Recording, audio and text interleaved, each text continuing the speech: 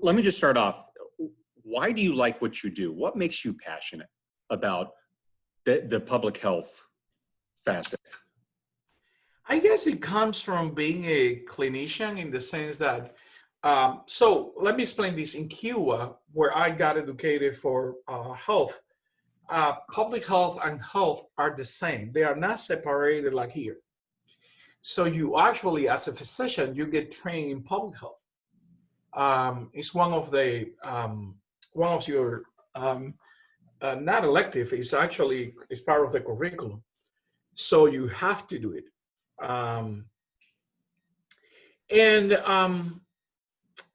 I, I don't see a difference between a public health practitioner and a clinical practitioner. It's just that the clinical focus more on the individual level, and the public health focus more on the societal level and structural changes that can create conditions where people can be healthier. So I think that actually you achieve more at a larger scale by working on structural changes than you do by changing someone's diet at a personal level. So I think that that's where the intriguing part comes. But I also like to be busy. So anything that keep me busy, I think your job is fascinating. So, oh yeah, actually, yeah, because you guys get to tell the story, and a lot of people learn through storytelling. So your job is quite educating and can have an impact on people, and that's why I always said to everyone that our first partner is always the press. We always build in relationship with nonprofit organizations, hospitals, but we don't build that relationship with the communication field. And anything that we do have to be communicated. And you are the guys who do it. So yeah, that's a strong relationship that we should cultivate more. So yeah, I think I see one of the same. Clinical practice and public health practice for me is the same. So you brought up you got your training and education in Cuba, and I assume that's where you were born and raised. This picture, that's your baby picture? No, that's the priest that was our sponsor. My ex-wife, that's the priest's daughter, who my wife was the first babysitter. That was her first job. Okay. So who are you in this picture?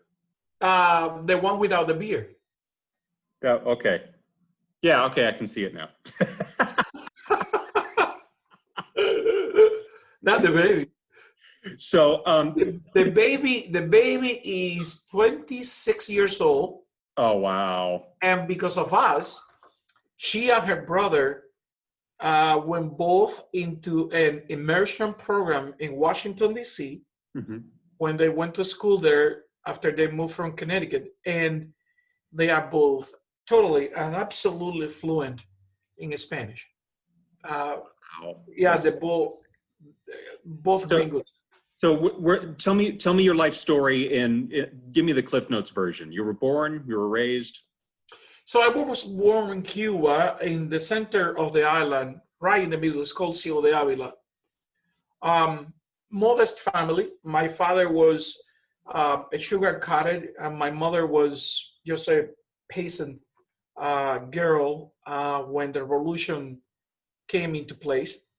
My father became involved with the revolution and got to be a Supreme Court judge for my state or province. We call it their provinces, but it's like a state. And my mom continued to be a home mom until, this is an interesting part. During the revolution, there was an effort to first they alphabetize the entire country. And then later they moved the entire country to 8th grade. And later they moved the entire country to high school. when they were moving the country to 8th grade, my mother, I was in 8th grade at the same time, and my mother and I will study together at night, and I will help her with her homework.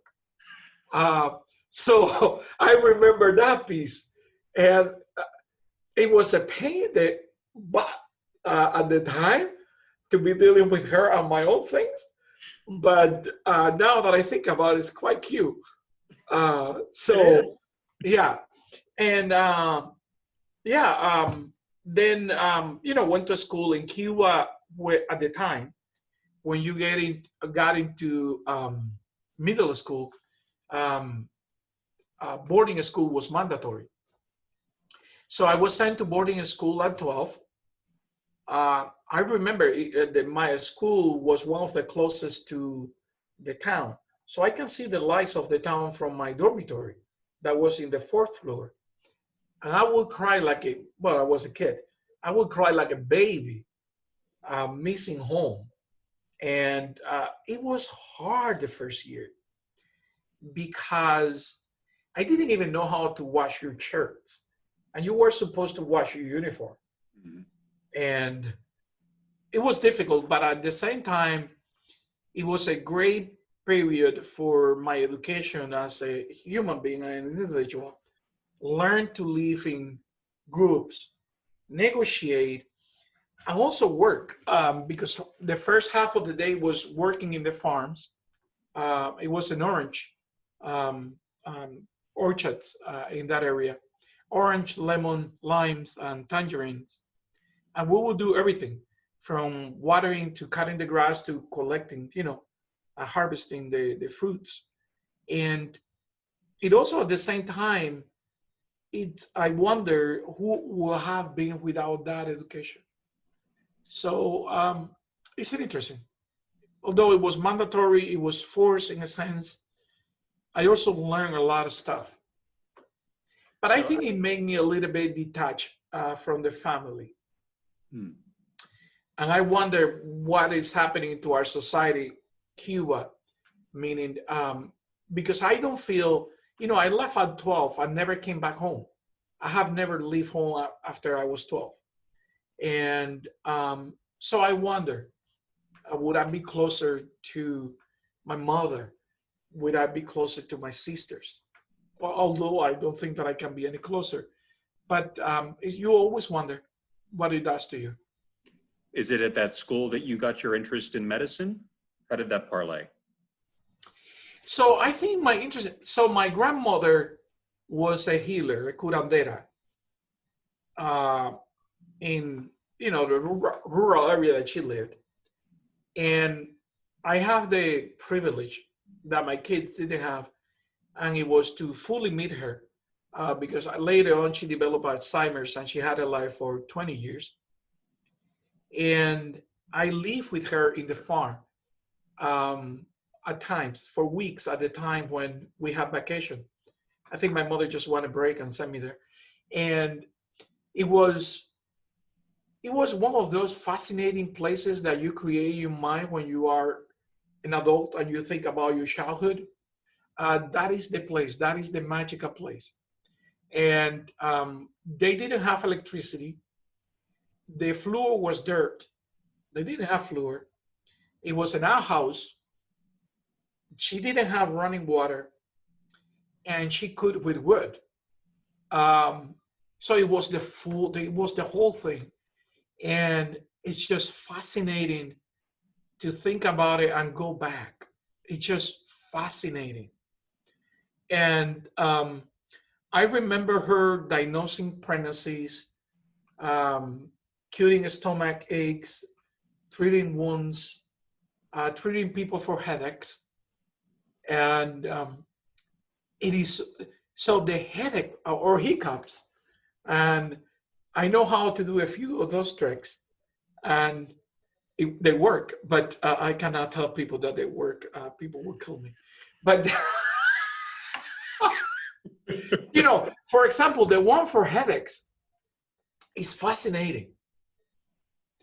So she will say that you are having headaches because you have too much sun in your head. So you're being exposed to the sun too much, your head is hot, so we need to cool it off. So she will fold a towel in to make it like this big. Get a glass of water, have to be clear. Put the towel on top of the glass, invert it, and then put the towel with a glass of water in your head, and you will see if you have sun in your head, the water will bubble. If you didn't have sun in your head, it would not bubble. I know.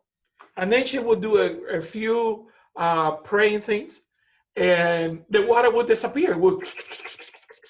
It's just, the whole thing is fascinating. It's so mythological, so crazy. So that got your interest in? I think it did. I think that did it. We don't have any. I was the first doctor in the family. There are a couple more now. But I think that did it. It was fascinating. Wow. Chicken will get sick. She will open up the chicken, he'll clean it. It was the stomach of the chicken. If they ate something, she will search her up, and there the chicken goes. I'm telling you. One day I need to write something about her. Yeah, you do. It was fascinating. Her house was fascinating. It sounds like a great book. You need to write a book about her. Yeah, I actually started. It's called The Butterfly Hunter. But really? yeah, she. But I don't have the time. She taught me how to hunt butterflies. That's really cool. Yeah, but then I was not supposed to kill it. I was supposed to catch it. The trick was to catch it and release. And then I will get, I don't. This is the last thing because her story is just. I'll interview you another time about your mom because this just sounds like a really fascinating topic. Yes, and I don't want to take your time, but for example, from the polling of the butterflies, I would get a lot of conjunctivitis.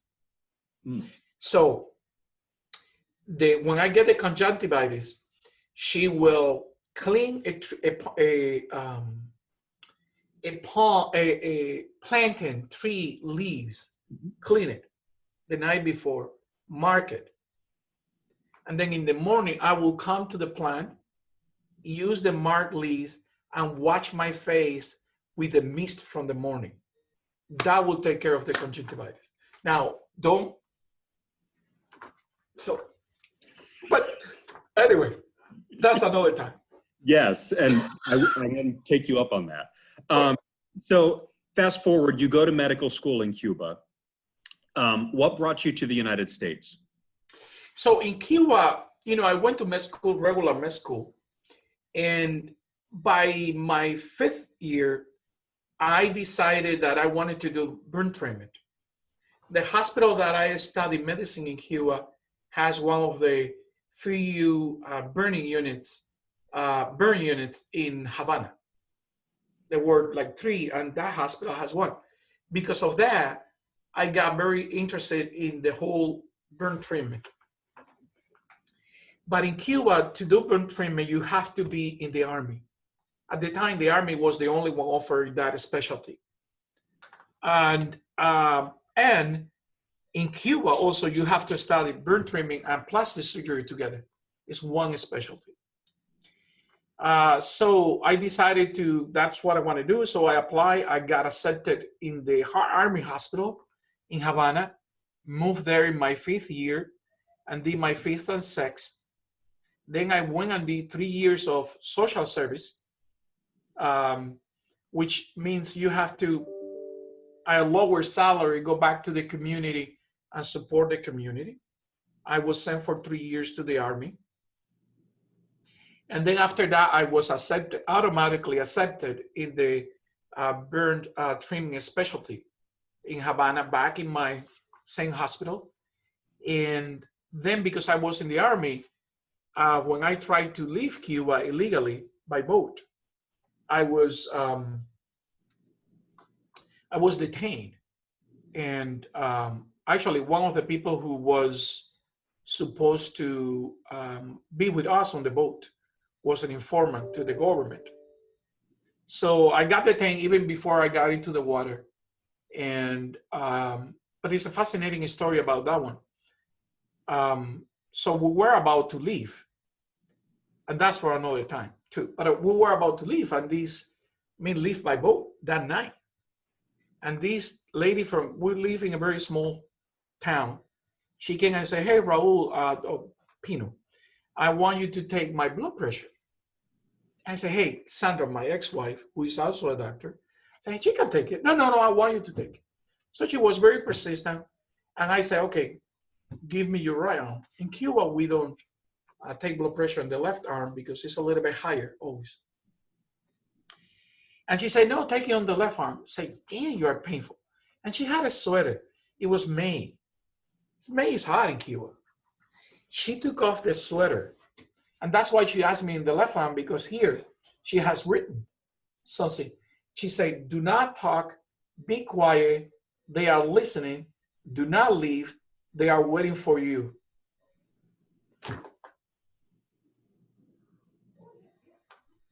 I almost had an instant diarrhea. And yeah, it was bad. Wow. The guy that was about to live with me was taking a nap in the other bedroom in our house. I woke him up and said, "Hey, go home. We were catching." And then, everything that happened. But that's another story. So I got detained for 5 days or so in a place in Havana by the army. Interrogated and that kind of stuff, but never physical abuse or any of that. And then discharged. When I got discharged, because I was in an army hospital, I got kicked out of my hospital. So I was without a job. And a neighbor next door said to me, "Listen, the United States Embassy has a program for individuals who may be kicked out of the job for political reasons or because they are dissenting with the government. Why you don't apply for it?" So I applied for it, and that's how we got to come. It took about 2 years, and then we were matched with our friend in Connecticut, and that's why we ended up there. Wow. So let's fast forward. I know you worked for public health up in the New England states, and you just joined Florida Department of Health here in Orange County relatively recently, right? I mean, May last year. Okay, so you're thrust into COVID. Yes. As we all were, but I mean, as a public health official, you're thrust into the limelight. I remember the first time I met you was at a press conference at the Emergency Operations Center in March, I think. And, now you're a household name. You told me your neighbor saw you mowing the lawn and said, "Are you that guy on television?" I just have to, public health officials, one thing, but a prominent Hispanic medical leader. What do you hope the next generation sees when they see you on TV representing safety and medicine? That besides, that despise the noise in the system, despise the rhetoric and how divided our country is still a place like someone like me can get to the position that I got to. And it can be the same for anyone and any other Latino if we work hard enough. We don't ask for it, we fight for it. And we have to continue to gain our place in our society as member of this society here. And what I wish is for people to think that is possible and that it can be achieved. Not that I achieve it, is that someone else can also do it. Because it's not about me, it's about who we are as a group and how much we have to contribute. And that we come in all shapes and colors, and that we are here to stay, and that we are part of it. And you're proof of that. Yes. But not the only proof. Someone else can prove it too. I love that. I love that. Going through the ranks in Connecticut, and I know you have a tight schedule. Going through the ranks in Connecticut, getting your job in Florida, you had to have had obstacles in your way. And I can only assume many of them were because you were Hispanic. So, Or did you find that? Let me ask that question. Did you find that? so that's an interesting question, because racism and discrimination takes many shapes and forms. And sometimes it's gross and you can see it, and sometimes it's very disguised and you just don't see it. Now, I am very naive in general, and because I look white or because you look white, people will not assume that we have a Hispanic heritage. So some of my friends said that everything is fine until I open my mouth.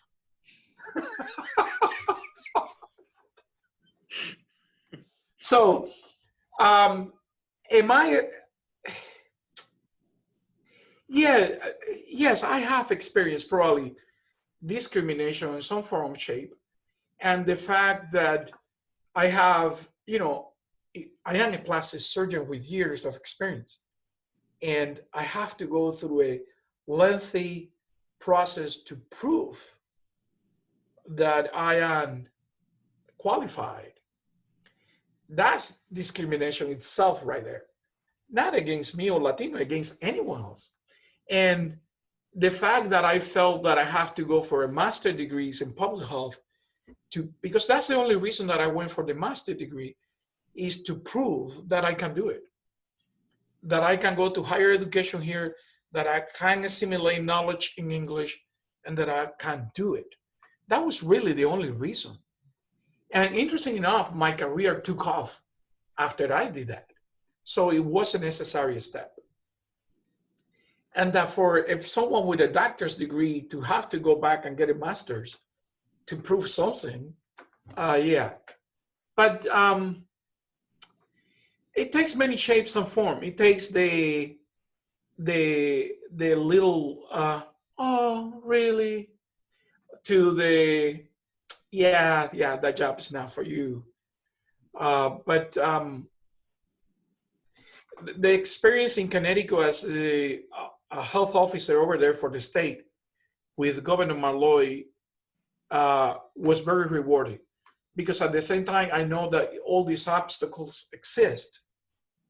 There are also people like the Governor Malloy who saw something in me, want to have a diverse cabinet, and offer me the job, the highest job possible in Connecticut for public health. So that's what I'm saying. This country is great. We just have to get it and fight for it.